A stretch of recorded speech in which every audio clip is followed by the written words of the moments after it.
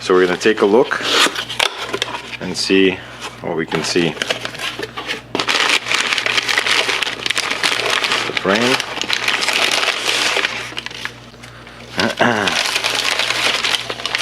Here's the frame. Save that paper. It's great packing material for future use.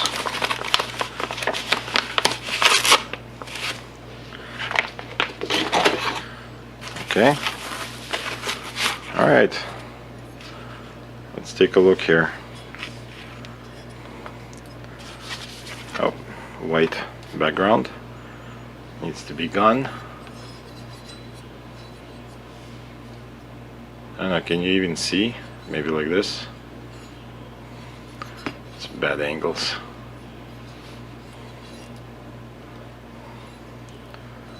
The frame looks excellent. Judge did an excellent job. The bushings, grip screw bushings are supposed to be Loctited in. I don't know if you can see the one inside there, but that's very well done. No damage in the frame, nothing. Okay, you can see it like this. So here's the checkering, here's that profile. Let me get those grips so we can put them on and see how they look. The ultimate test for how they're aligned.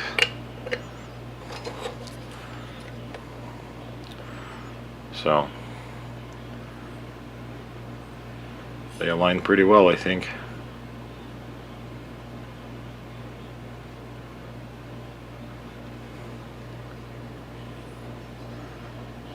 I think so.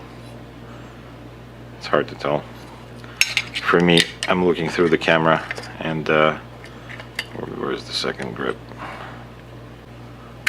Okay, a little tighter.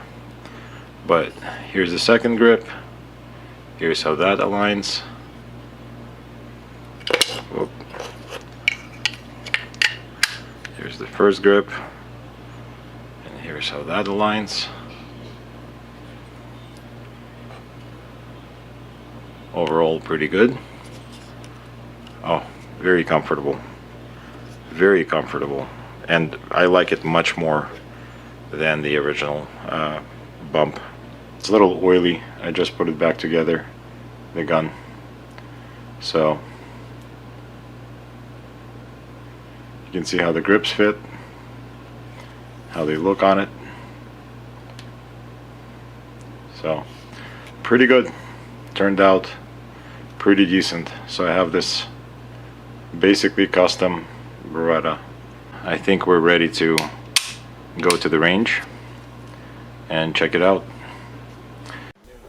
So I decided to go to the range a little bit later because on Wednesdays Angelus is open late, and I thought there would be fewer people, and I was right.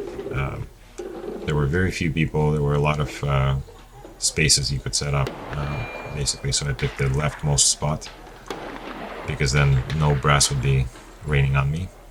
7 p.m. Everything around was pitch black, but you can see that the range is actually well lit.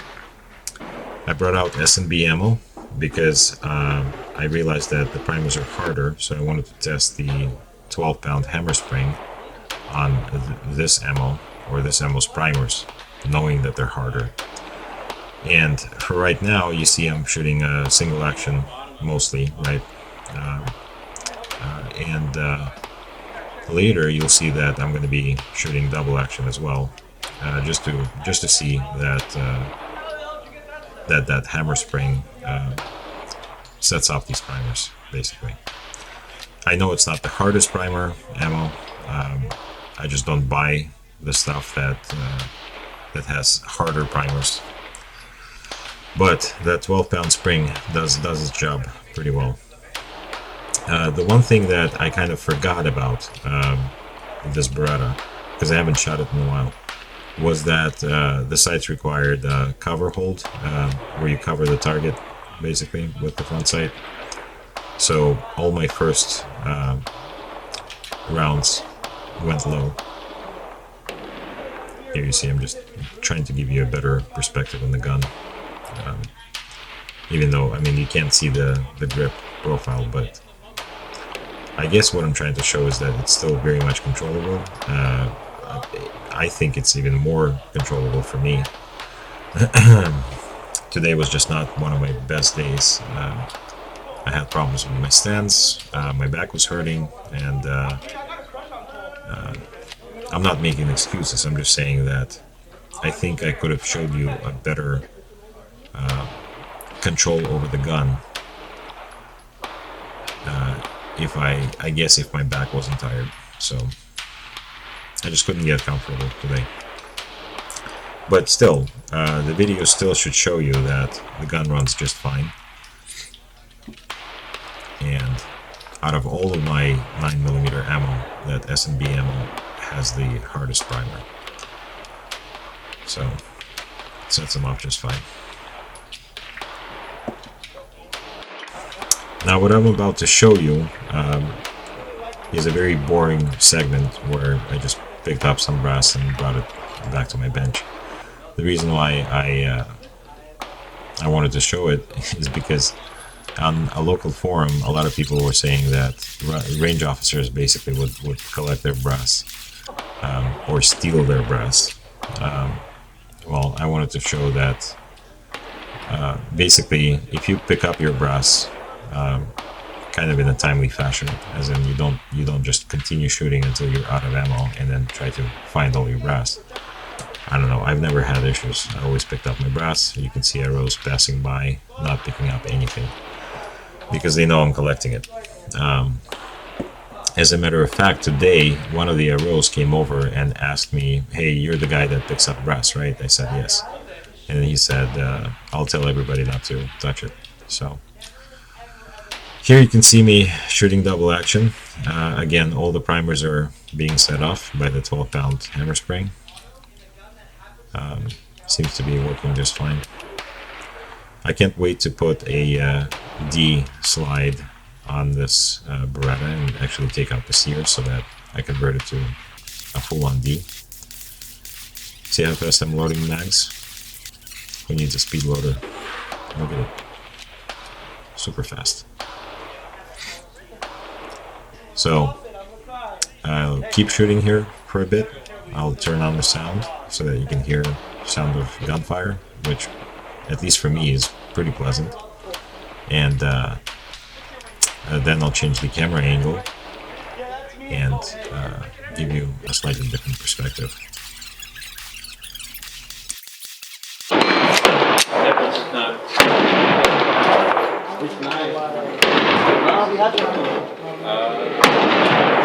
I do read it. Oh, okay. Yeah. They really are. They're an art.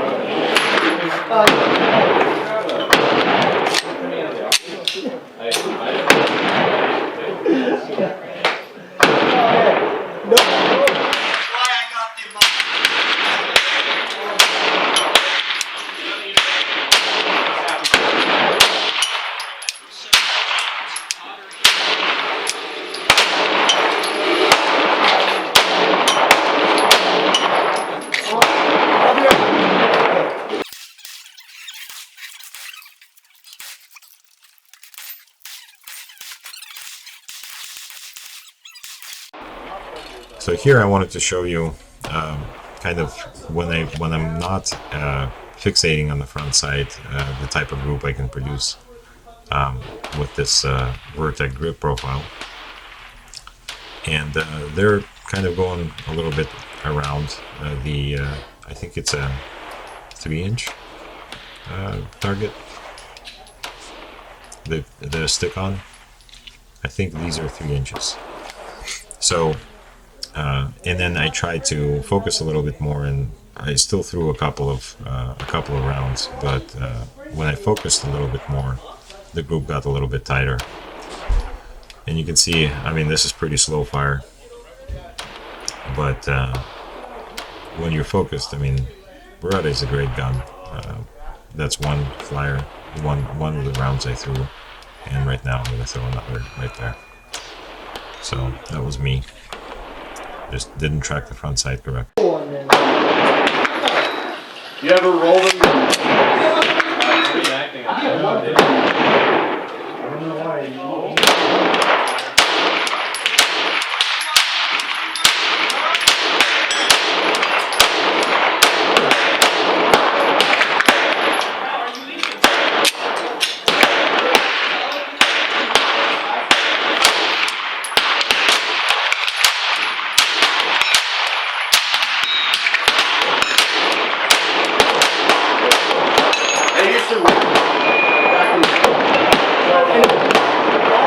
One of the reasons I record from an angle like this is because I want to see how much the gun flips up in my hand, because I know for a fact, I mean, I could do better if my fundamentals were better. I think it wouldn't jump as much, because there are a couple of rounds, maybe you'll see here, where I'm actually controlling the gun much better. It comes back much faster.